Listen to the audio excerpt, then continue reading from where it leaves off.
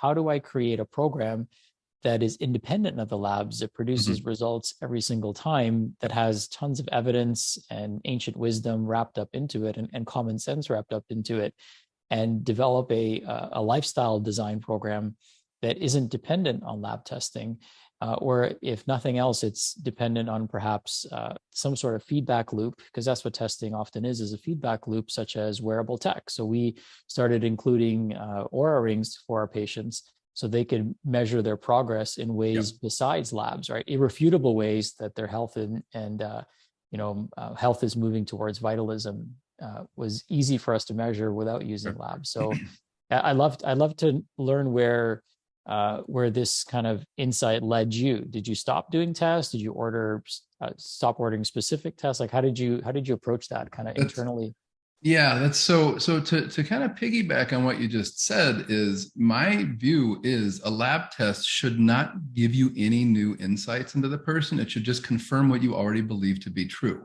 And that Mm, means going back to your clinical skills, your history taking, your symptom questionnaire, your if you're doing a physical exam, that we nowadays, and I've known some practitioners that I hate how they do this. They'll just every new patient gets like $3,000 of testing. And just like this fishnet that you're going to try to catch whatever. And you have H. pylori. Do you really? You sure about that? Do they have symptoms that suggest that? So I'm not opposed to certain tests. And I'll tell you that hands down, I think the best test there is out there. I'm not opposed to certain tests that I know of that we researched a bit, but it's not a fishing expedition. I think this is going on with you. I just want to confirm this. And so when you get the results back, you're like, yeah, that's just we just proved this essentially. mm. Um, So it's like so a spear instead of a net. Is yeah, that absolutely. accurate? Yeah. So, I mean, okay. So here's a great example is like, let's say somebody has hyperglycemic symptoms of which if they're actually hyperglycemic, that's probably something going on. Now, what my question is how bad is this? Right. So, because then you have some metrics, you're like, wow, your fasting glucose is, 120, 130, you have an A1C in the 7s or 8s or whatever it might be. Cool. Now we have some hard data where we can do all the lifestyle interventions you're talking about, and we can actually track your progress over time. So, again, if somebody has all the hypothyroid symptoms in the book, let's run a complete thyroid panel and just see really where the defect is.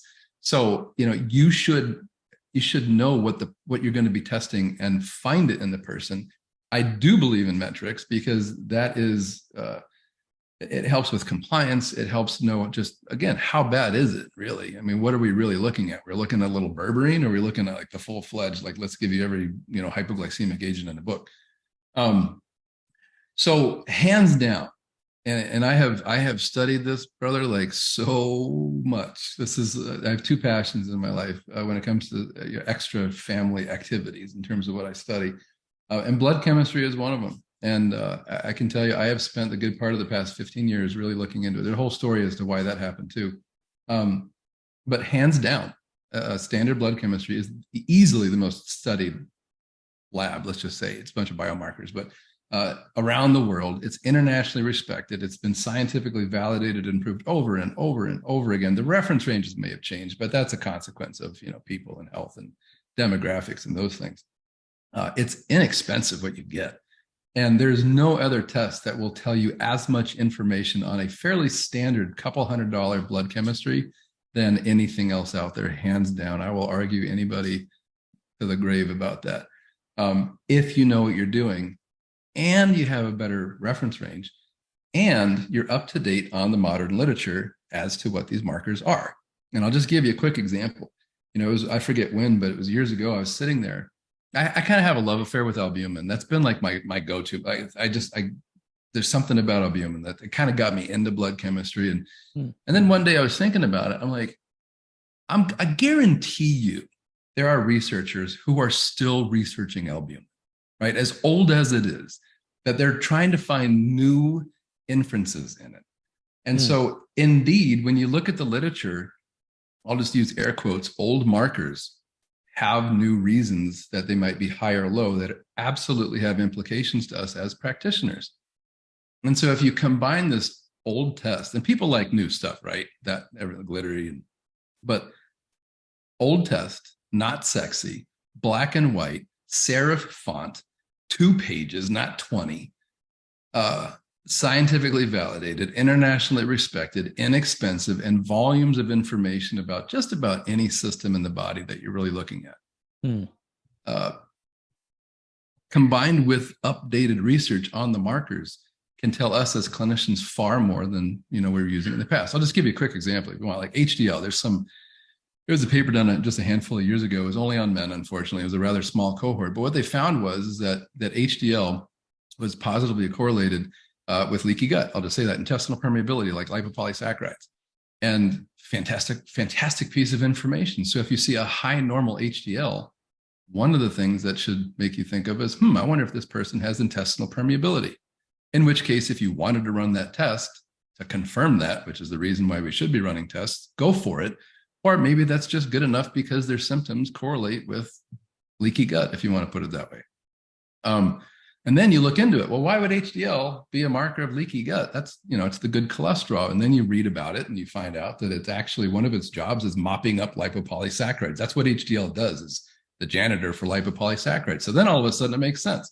And, where was that when we were in school? That was a super helpful, cool marker. And you could take just about any marker, even the old ones, and there's updated information that researchers are doing. There's calculations that you can do using existing markers.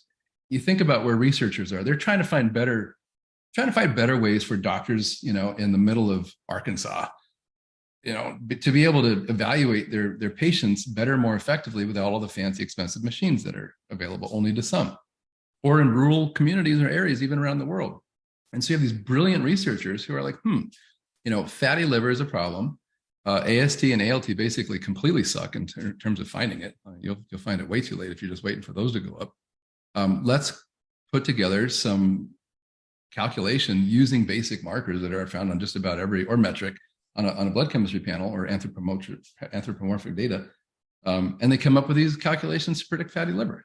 So there's so much out there. We don't need all these ridiculous, expensive, colorful, pathway-driven tests that in many cases have no scientific validity. And I'll tell you, in some of them, some of the world's experts, 80 years old, been studying redox for 50 of their years of their life, say, they'll name certain markers that shouldn't even be used in research. And guess what? Those markers are on some of the functional medicine labs. And they say that those are just completely worthless markers. They shouldn't even be run. And we're running them every day of the week. I mean, first of all, tell me how you really feel. Well, let me started. And I 100% concur, because, one of the challenges, forget about everything you just said, but the other challenge is, like, what does the marker lead to in terms of overwhelming the clinician, right? And kind of them not having the certainty that what they're doing is actually going to work. And so I feel like there's a whole can of worms that gets opened up when we start ordering labs. It could be really a slippery slope and a runaway train, I feel like. And I know, you talk with loads of practitioners.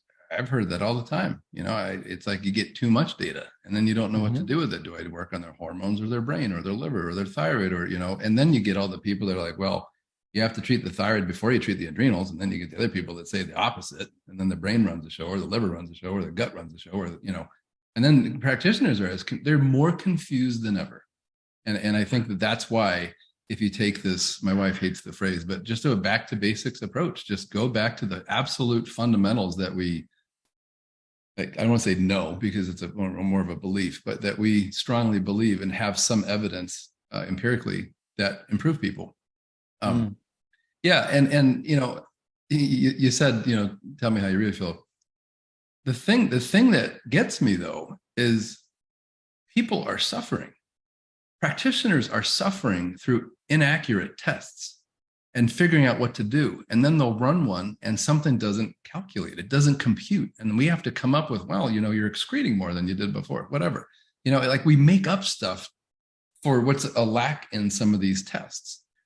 The patients are suffering because they're spending an obscene amount of money on things that might lead to undue stress that they didn't need to know, in the first place, that these markers are out of range, and oh, guess what? You have autoimmunity. Great, wonderful. I mean, in some cases that's helpful, but in some, if the test isn't accurate and it's leading to stress or fear in somebody's life, that, I'm sorry, deep down in my heart, I have a huge problem with that. It's not even the financial part. It's, you do a hair tissue test and your lead is screaming high, and then, oh my gosh, I have lead. I think, my brain hasn't been working as much lately. I think I have lead toxicity and it's making me stupid. But before they walked into the office, they were fine, and I listen, even, this is a bigger conversation. We could even talk about this with testosterone. I mean, like a basic thing. So here you are, like 50 years old, you go into the office, the doctor's like, well, you never had your testosterone run.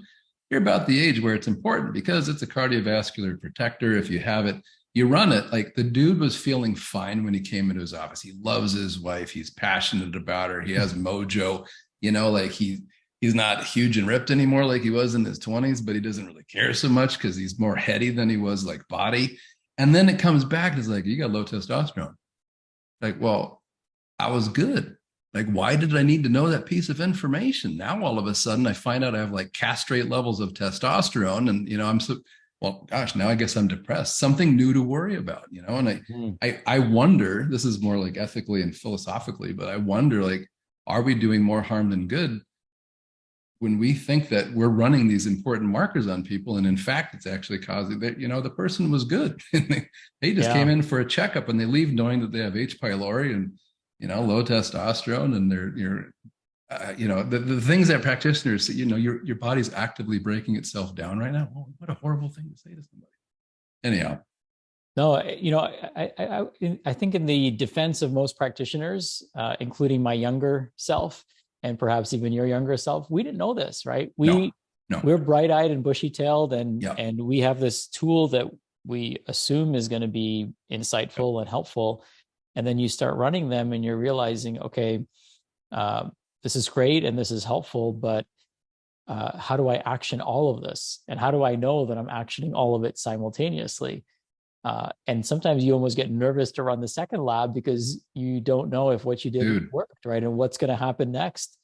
So I totally agree with you. I love that you said that, because this, one of the things that I see not happening in the industry is people being plain honest about it. Like, I distinctly remember, like, oh, dang, here we go running that next test. Like, I sure hope that absolutely is real. That is a real feeling that you shouldn't have if you trust these tests and you're doing stuff that, has some level of evidence to it. And it's not all this, like frivolous sort of latest glittery stuff, or, part of the latest functional medicine story. I love that you said that. That's just an imposter syndrome. All these things, these are so real for people. How many times did you recommend something to somebody and you're like, in your head, you're like, well, here we're gonna support phase 1 and phase 2 because you seem like you're pathological, whatever it was, at the time, or like, and you'd be like, man, I sure hope this works. Like, I just like when deep down, like, it was a mindful recommendation. And to your point, not even my younger self, I'm going to look back at myself now and be like, gosh, the moron at my age now too. Which is that's just the journey of life. And if we don't know better, we just do the best we can. And, that's why, yourself and myself, we're trying to educate practitioners so they don't have to suffer through so many things in the past and look back at themselves and be like, dang, that was stupid. Why the heck did I run these salivary cortisol tests? Completely inaccurate, or whatever it might be.